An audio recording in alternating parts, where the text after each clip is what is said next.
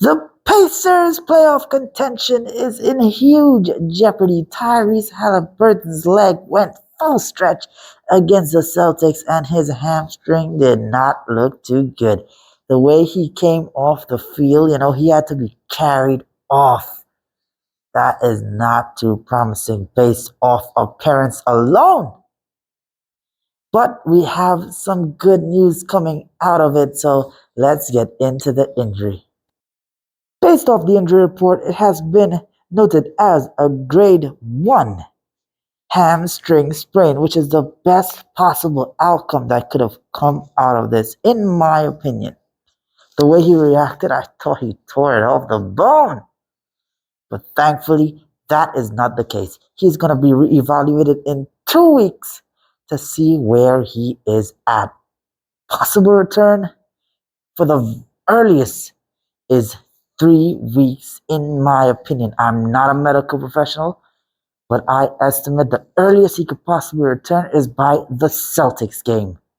And how ironic is that? The team where he got the injury is the team where he's going to be playing against if he was to come back at his earliest. When he got injured against the Celtics, you just hold your head. You're like, oh my God, no, we just lost Ja. Tyrese, are you going to be okay? And then he put the towel over his head and he was carried off. It was so sad to see. The Pacers were still able to win, surprisingly, against the Celtics. However, there's one caveat to that win.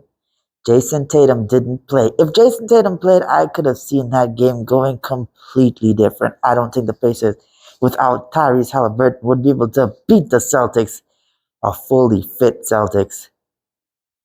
But let's see exactly how well the Pacers perform without Tyrese Haliburton this season. So getting straight into games without Tyrese Haliburton playing for the entire game, the record is 1 win and 2 losses. That 1 win was against the Miami Heat in a blowout victory. However, the Miami Heat were without Bam Adebayo and Tyler Hero. They just had Jimmy Butler. I mean, yeah, it's Jimmy Butler, but it's not playoff Jimmy Butler. Not to discredit the Pacers win. The Pacers winning against the Heat is a feat, especially without Tyrese Haliburton, but it's not beating the actual fully fit Heat, so it has to be discredited just a little bit. And the 2 losses, one would have been against the Celtics, a fully fit Celtics in a massive blowout. I believe the Celtics scored over 150 points. It was crazy. I mean, you can expect that much without their star point guard. I mean, he's not playing defense, but the game would have been a lot closer in terms of score. And their second loss would have been against a fully fit Minnesota Timberwolves in another blowout. Not as bad as the Celtics one, but another blowout all the same. So hoping that all goes well and he comes back in 3 weeks against the Celtics, he would have missed a grand total of 11 games, and that is so crucial in terms of their playoff runnings. They'll be playing against the Wizards first, and that's a gimme game. If they can't beat the Wizards, they are in some trouble. They're playing teams like the Suns. They're playing some great teams, the Suns, the Knicks, the Kings. They're playing everybody, and it's gonna be tough. It's gonna be so tough. I don't see them winning those games. I just see them fighting for survival in their conference. They're lucky that this conference is not as stacked as the West, but it's still troublesome for them. So, best possible outcome, missing 3 weeks. Worst possible outcome, assuming he doesn't re-aggravate the injury, is 8 weeks out.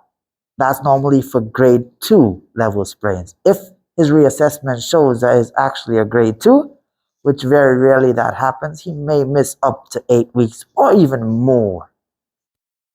There's also a chance that he comes back too early, re-aggravates the injury, or makes it even worse. So we're hoping that doesn't happen. I know earlier we were looking at glass half full with the best possible outcome, but unfortunately, we got to get some negatives in there. The longer time for recovery for injuries like this, more severe versions of this, is 8 weeks out. And 8 weeks out is far too long for the Pacers. Their playoff contention chances would be virtually zero without Tyrese Haliburton for 8 weeks, in my opinion, man.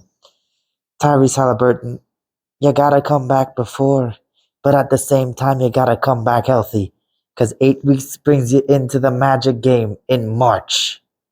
That's a total of 27 games missed. How can you come anywhere near 500 in 27 games? If you're able to do that, congratulations, you pulled off the lotto. So there's three possible outcomes that can come about in this situation. First one, and this one is the one we hope for.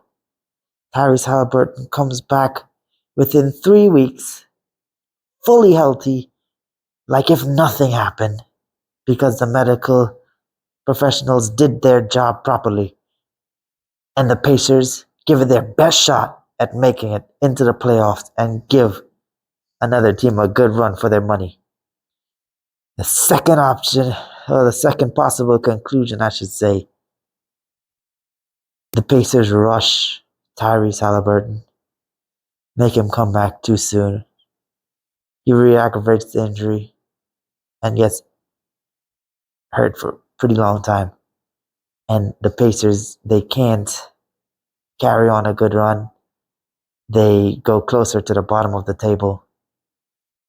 And things just, hopefully nothing happens like what happened with Isaiah Thomas. That'll just be tough. Hopefully I'm wrong about that. And the third possible conclusion is they give him all the time he needs to recover. But it goes into 5 weeks. It goes into 6, 7, 8. It takes up so much time and it destroys their record. At that point in time, I don't encourage tanking, but they won't be getting much wins. And that will just result in them getting a higher chance at a good draft pick in the 2024 draft. They got 2 first-round picks and a second-round pick, so they'll look to utilize that next season, hopefully. That's assuming that they don't push for playoff contention. I mean, in my opinion, they should be looking to rebuild in the first place. But if your team is performing, do it for the fans. But this is a very, very serious situation for Mr. Tyrese Haliburton. I hope the team makes all the decisions for the longevity of your career and not one specifically for a single season playoffs. Tyrese Haliburton is an all-star level player. So fun to watch, always smiling. So I hope he recovers soon. That has been the video. I'm that betting dude. I know this is a bit different from what I normally post, but I hope you like it. Let me know what you think about it in the comments down below. Leave a like, comment, subscribe, follow me on TikTok, follow me on Twitter, support the channel on Patreon, and I'll see you in the next one. Until then, game time.